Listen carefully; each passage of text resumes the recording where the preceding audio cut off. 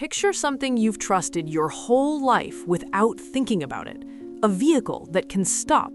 500 tons of iron and steel moving at 60 miles per hour. In 1865, when the driver needed to stop, this is how it worked.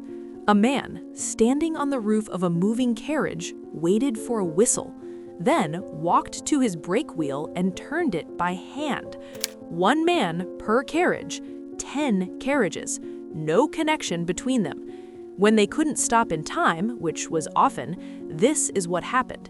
The rear carriages, still at full speed, drove straight into the ones ahead. Hundreds of people died in a single decade from one failure. There was no way to stop a train all at once.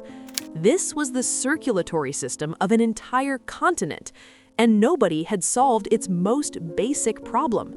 In 1868, a 22-year-old named George Westinghouse decided to fix it.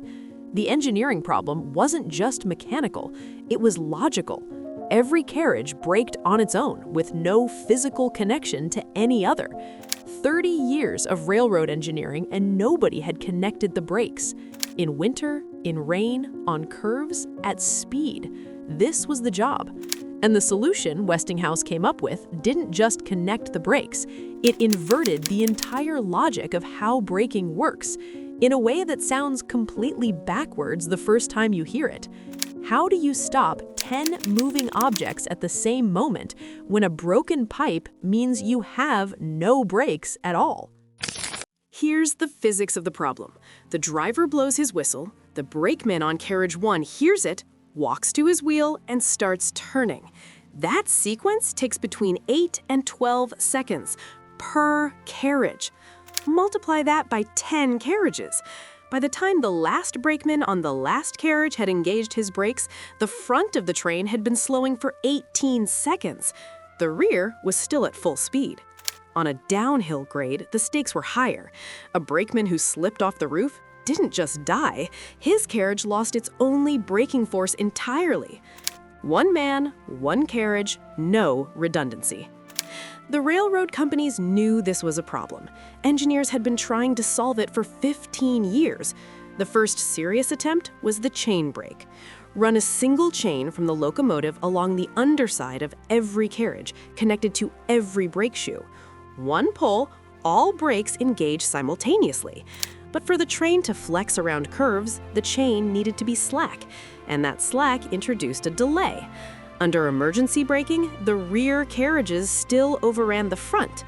On tight curves, the chain snagged on the undercarriage hardware, locking one set of brakes completely while leaving others free. The result wasn't a stop, it was a derailment. The chain brake was abandoned.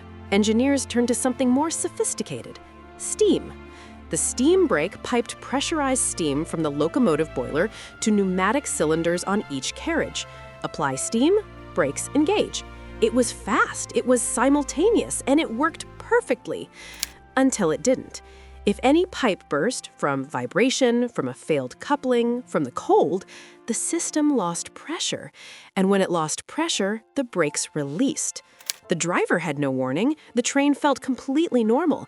But somewhere behind him, one broken pipe had silently released every brake on the train.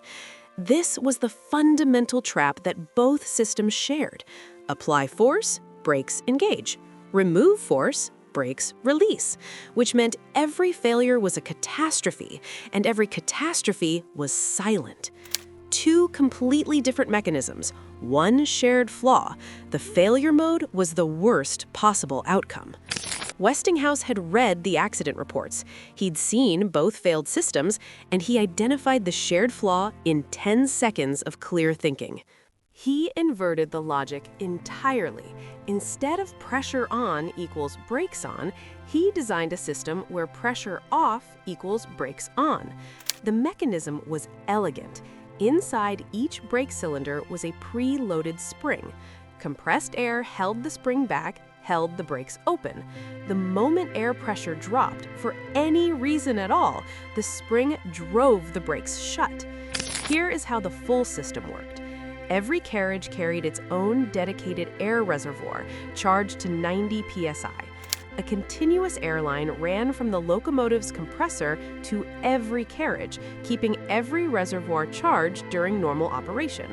At the heart of the system was a device Westinghouse called the triple valve. 3 connections: the main airline, the carriage's own reservoir, and the brake cylinder. In normal operation, the main airline held the valve in the release position. The moment line pressure dropped, even by 6 psi, the valve shifted. When it shifted, it did 2 things simultaneously. It cut off the main airline, and it redirected the reservoir's stored air directly into the brake cylinder. Here's the cylinder in its normal operating state. Air pressure holds the piston retracted. The brake shoe sits 5 millimeters clear of the wheel. When the reservoir air enters the cylinder, the piston travels 2 inches and delivers 2,000 pounds of force per axle in under half a second. And because every carriage had its own triple valve and its own reservoir, all 10 brakes engaged simultaneously in under half a second. Compare the 2 systems. 18 seconds of uncontrolled kinetic energy, gone, replaced by half a second of simultaneous, automatic, self-powered braking. Now, the part that changes everything. If a pipe breaks anywhere on the train, the air pressure drops. Every triple valve on every carriage responds automatically. No driver input, no signal. The failure itself is the trigger.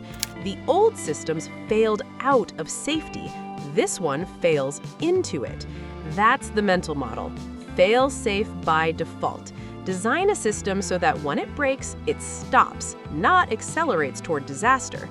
This principle, that the absence of the signal is the signal, is now the foundation of nuclear plant emergency shutdown systems, aircraft hydraulics, and industrial safety engineering worldwide. Westinghouse didn't just fix train brakes, he discovered a design philosophy. Westinghouse had his prototype running on the Pennsylvania Railroad in 1869. On its first public demonstration run, the driver activated the air brake at full speed. The train stopped, and everyone who watched it walked away from it. The same board that had told him no adult would take his idea seriously ordered 100 units within the year.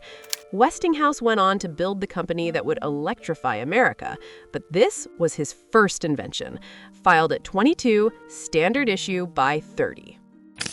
By 1868, 35,000 miles of railroad track crossed the United States. Trains were how goods moved, how families moved, how the country connected itself. And every mile of it ran on brake systems that could not stop in an emergency. The 1867 Angola horror, 40 dead. The 1869 Revere disaster, 29 dead. The pattern in every report, a failure to stop. Brakemen were dying too. The job's injury rate was so high that railroad companies treated casualties as a line item in annual operating costs. By 1875, Westinghouse's system was standard on every major passenger car line. In 1893, the U.S. Congress passed the Safety Appliance Act, making air brakes mandatory on every train in the country. The government didn't invent the solution, it just eventually made it illegal not to use it. Every train running today, from a Tokyo Shinkansen to a freight hauler in Montana, uses a direct descendant of Westinghouse's triple valve. The mechanism is 156 years old. The logic is unchanged. Pressure off, brakes on. So does every 18-wheeled truck on a highway. The air brake on a 40-ton freight vehicle operates on precisely the same fail-safe principle.